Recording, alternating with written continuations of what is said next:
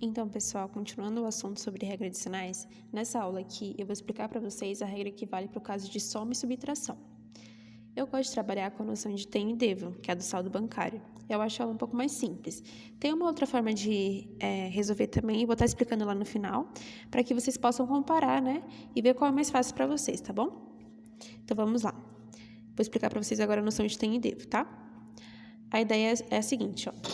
Se o número tiver um sinal de menos na frente, a gente vai atribuir a noção de devo, de dívida, tá bom? Então, a gente pode colocar uma letra D em cima, para ficar algo mais visual, tá bom? Mas com o tempo nem vai precisar colocar isso, não. E, consequentemente, né, se tiver um sinal de mais, a gente vai remeter a saldo positivo, que é uma coisa que eu tenho. Então, em cima eu coloco a letra T, tá bom? Se a gente fosse fazer a leitura dessa linha aqui, ficaria, ó, eu devo 3 e tenho 5. Aí vai fazer a pergunta. Meu saldo vai ficar positivo ou negativo?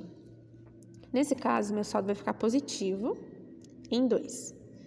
Porque o que eu tenho é maior do que o que eu devo.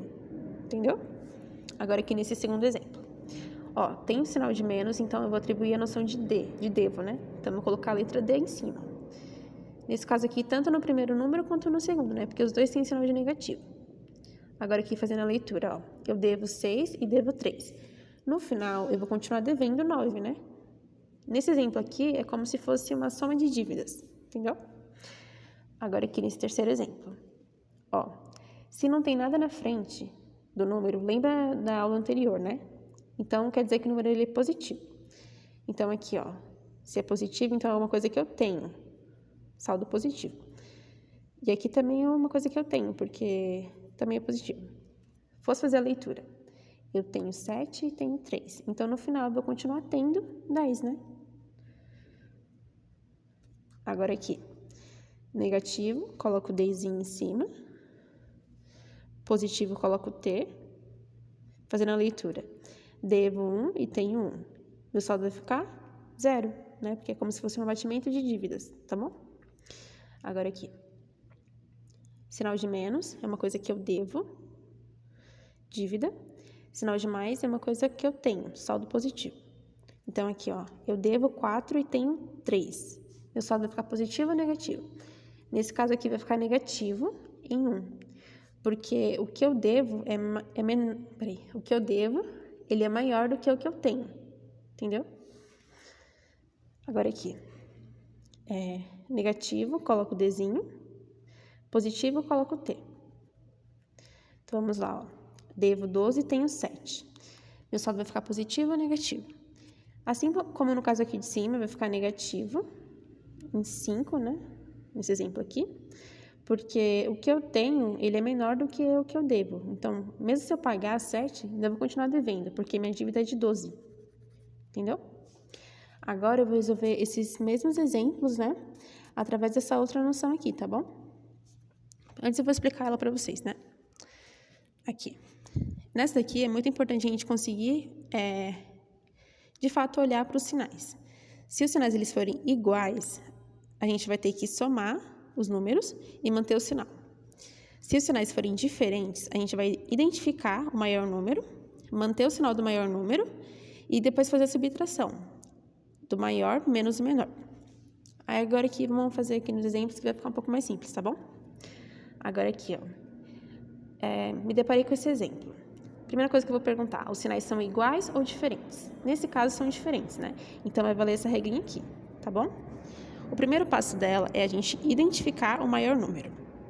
Se a gente fosse comparar o 3 e o 5, qual seria o maior número? Nesse caso, seria o 5, né? Aí, assim como esse exemplo aqui do lado, a gente vai circular só para ficar uma coisa mais visual. Mas com o tempo, a gente já vai fazer isso de cabeça, entendeu? Mas aqui, a gente circulou porque a gente identificou qual é o maior número. Agora, o segundo passo, a gente vai manter o sinal do maior número. Nesse caso, o sinal do maior número é o sim, é um positivo. Então, a gente coloca aqui o positivo. Aí, o terceiro passo, a gente vai fazer a subtração, maior menos menor. Se o maior é o 5, então vai ficar 5 menos 3. Aí, agora aqui, ó, a gente vai continuar copiando o sinal. Observe aqui embaixo, tá bom? Que não tem espaço ali. A gente continua copiando o sinal. Aí, agora, 5 menos 3 dá 2, né? que foi a mesma coisa que tinha dado aqui. Agora, vamos fazer esse outro exemplo aqui, ó. Primeira coisa que eu tenho que olhar, os sinais são iguais ou diferentes? Nesse caso aqui, os sinais são iguais, então vai valer essa regrinha aqui, ó. Então, vamos lá. A gente vai somar os números e manter o sinal. O único sinal entre esses números aqui, é o sinal de negativo, né? Porque tanto o primeiro é negativo quanto o segundo. Então, a gente vai manter o sinal de negativo, tá bom? Agora, a gente vai efetuar a soma dos dois números. Então, vai ficar aqui, ó, 6 mais 3. Nesse caso aqui, como os dois números têm o mesmo sinal, não faz diferença se a gente somar 3 mais 6 ou 6 mais 3, tá? No final vai dar 9 de um jeito. Então, aqui, ó, a gente vai continuar copiando o sinal, ó, menos 6 mais 3 dá 9, que é a mesma coisa que tinha dado aqui, né? Agora, vamos para esse outro exemplo, ó. Olho para o exemplo e pergunto, os sinais são iguais ou diferentes? Nesse caso, são iguais, né? Porque lembra, ó, tem um sinal de mais aqui escondido. Então, os sinais são iguais, então vai valer essa daqui. Então, eu vou somar os números e vou manter o sinal. Vou manter o sinal de mais, porque é o único sinal que os dois têm, né? E agora eu vou somar os números, ó. 7 mais 3 igual... Vou colocar aqui embaixo também. Copio o sinal. 7 mais 3 dá 10, né? Que é a mesma coisa que deu aqui. Agora, aqui nesse exemplo. Olho de novo e penso, os sinais são iguais ou diferentes? Mais uma vez, os sinais são iguais. Então, aqui a gente vai manter o sinal de negativo e vai somar os dois números, ó. Vai ficar 8 mais 12. Aqui embaixo a gente copia o sinal de negativo. 8 mais 12 é igual a 12 mais 8, né? Que é igual a 20. Agora aqui. Vai ser essa segunda regrinha aqui, ó. Porque eu olho e vejo que os sinais são diferentes, ó. É negativo e positivo. Primeiro passo, identificar o maior número. Uma coisa importante, nesse caso aqui, é que a gente vai estar olhando para o número em quantidade, digamos assim. A gente não vai atribuir ao número o sinal que ele tem na frente, tá bom? Por exemplo, se a gente estivesse comparando o 4 e o 3 numa reta de 0 a 10, qual seria maior? Seria o 4, né? Então, aqui, ó. Em questão de quantidade, o 4 é maior do que o 3, então a gente vai atribuir ele como maior número. Então, a gente já fez o primeiro passo. Agora, a gente vai manter o sinal do maior número. Nesse caso aqui, o sinal do maior número é o menos. Então, a gente vai manter o sinal de menos aqui, ó. A gente vai abrir parênteses para a gente não se perder. Aí, agora, a gente vai fazer a subtração. Maior menos menor. Se o maior é o 4, o menor vai ser o 3, né? Então, aqui, ó. 4 menos 3. Vou escrever aqui embaixo. Copio o sinal de negativo, porque ele não vai sumir, ele não pode sumir. 4 menos 3 dá 1. Que foi a mesma coisa que deu aqui. Agora, aqui nesse último exemplo, vamos lá. Os sinais são diferentes, ó, é negativo e positivo, então vai valer essa regrinha aqui. Primeiro passo, identificar o maior número. Qual é maior, o 12 ou o 7? Como eu falei, a gente não vai atribuir o sinal do número, só o número, pensa só na quantidade. Então, nesse caso aqui, o maior é o 12. Então, a gente já identificou qual é o maior número. Agora, a gente vai manter o sinal do maior número. Então, vamos colocar o sinal de negativo aqui, ó. Aí, a gente vai abrir parênteses. E agora, a gente vai fazer a subtração, né? Que é do terceiro passo. Maior menos o menor. Então, vai ficar 12 menos 7. Vamos lá. 12 menos 7.